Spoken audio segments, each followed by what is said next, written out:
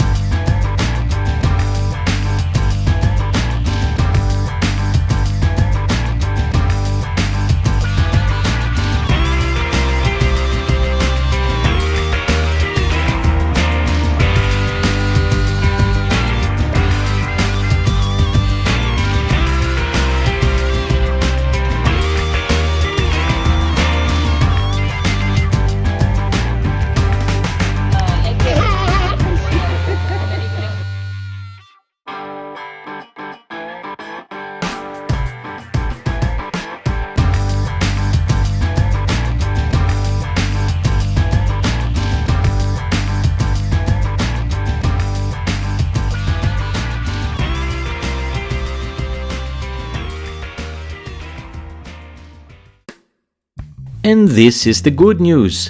There is a real alternative to getting fed with a raw fish. It is fine dining in a historic building in Nassau, where Her Majesty's secret agent James Bond himself enjoyed his usual diet, probably beluga caviar and a bottle of Dom Perignon champagne. It's the Graycliff Hotel, which boasts 18 rooms, and its famous restaurant that attracted celebrities like Sean Connery, Nicolas Cage, Beyonce and Jay-Z.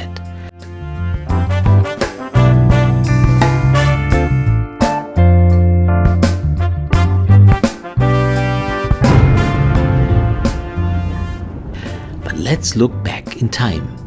In 1740, a famous pirate of the Caribbean, Captain John Howard Graysmith, who plundered treasure ships, had his mansion built here on Graycliff Hill in Nassau.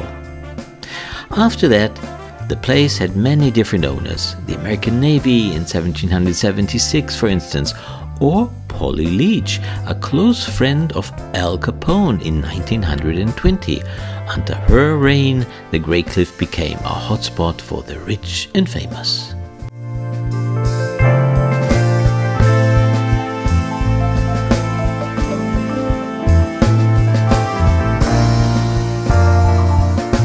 In 1966, British royalty purchased the Graycliff.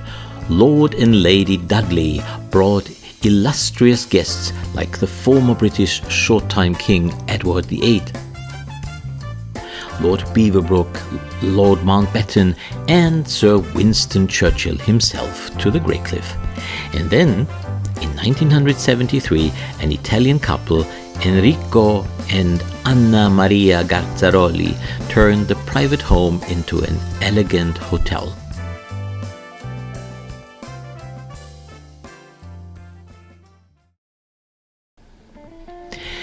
Before we enter, let us stroll a little bit through downtown Nassau.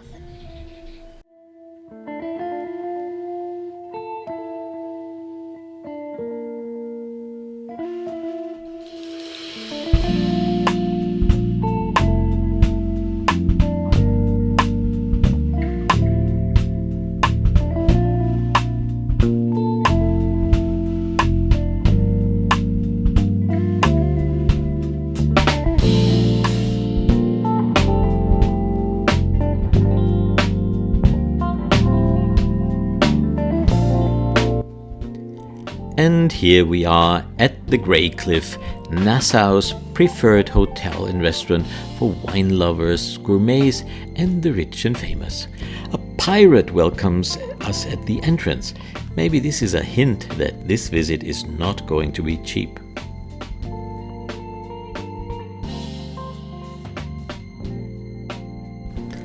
This is the beautiful pool of the Graycliff, built by a wealthy Canadian couple, the Waltons, who owned the place in the 40s.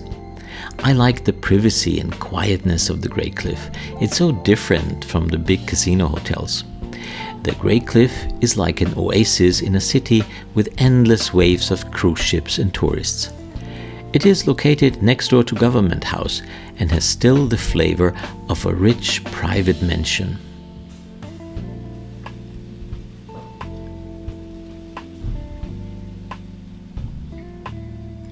The Graycliff offers 4 categories of rooms, suites and cottages, and a lounge that gives you a ticket for time travel.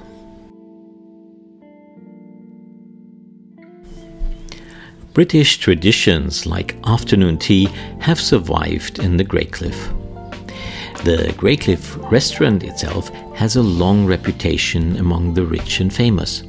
Sean Connery was a frequent guest here, and Beyonce is said to fly to Nassau just to eat here. But the real fame of the Graycliff comes from its wine cellar, which is said to be the 3rd biggest worldwide. The owners claim that more than 250,000 bottles from 5,000 vintners in 20 countries are stored here. Among them are Chateau Lafite 1865 and the Rue des Heimer Apostelwein from 1727. That can be ordered for mere $200,000. Famous also the collection of 9,000 cognac bottles, the oldest one from 1839. The hotel has its own chocolatier department where guests can shop or learn how to make chocolates, and since 1997 there is also an own cigarette factory producing 5 brands. That's all for now. I leave you with a cigar and the first owner of the Graycliff, Pirate Captain John Howard Graysmith. Take care and see you next time at another edition of In Bed with Luxury. Your Charles Paddington.